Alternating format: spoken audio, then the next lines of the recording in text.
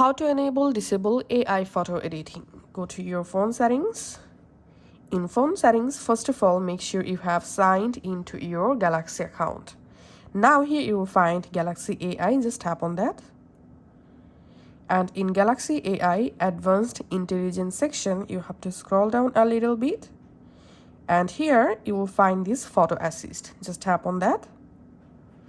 And here we can see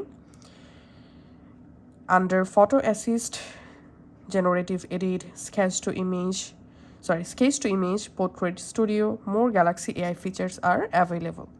All you have to need to enable AI photo editing, just turn this option on. And to disable AI photo editing, just turn this switch off. So in my case, I'm going to turn on AI photo editing. And now if I go to my gallery, if I open any photo here, tapping on edit, and now here we can see the AI photo editing is now activated. That's it.